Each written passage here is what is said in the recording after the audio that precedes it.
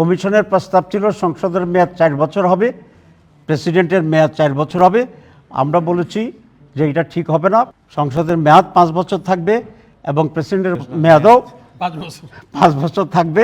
বাংলাদেশ জামাত ইসলামীর প্রতিনিধি দলের সাথে ঐকমত্য কমিশনের মত বিনিময় এবং আলোচনা চলছে। 5টি কমিশনের রিপোর্ট দেওয়া হয়েছিল। এই 5টি হচ্ছে আমাদের কনস্টিটিউশন অ্যামেন্ডমেন্ট, সংবিধান সংশোধনী, এরপরে জনপ্রশাসন সংশোধনী, বিচার ব্যবস্থার উপরে রিফর্মসের প্রস্তাবনা, দুর্নীতি কমিশনের ব্যাপারে রিফর্মস প্রস্তাবনা এবং ইলেকশন সিস্টেমের উপরে কমিশনের রিফর্মসের প্রস্তাবনা ছিল। আমরা শুরু করেছি সংবিধান সংশোধনীর প্রস্তাবের উপরে আলোচনা অত্যন্ত ফ্রুটফুল হচ্ছে বলে আমরা মনে করছি। অনেক বিষয়ে আমাদের ভিতরে মত বিনিময় হয়েছে, নানা বিষয়ে ব্যাখ্যা হয়েছে এবং কিছু কিছু বিষয়ে আমরা একমত হয়েছি।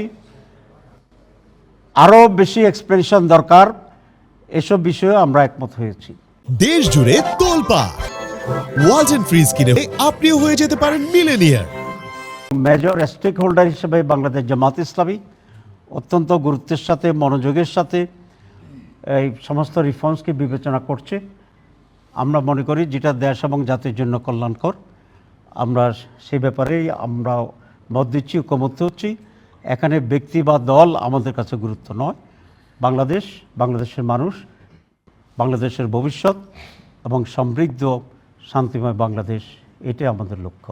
কমিশনের প্রস্তাব ছিল সংসদের মেয়াদ 4 বছর হবে, প্রেসিডেন্টের মেয়াদ 4 বছর হবে।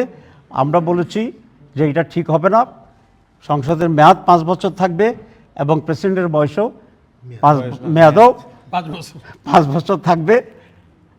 আর একটি বিষয় বলি, সেটা হচ্ছে দ্বিকক্ষ বিশিষ্ট পার্লামেন্ট, বাইক্যামেরাল পার্লামেন্টের ব্যাপারে আমরা একমত হয়েছি।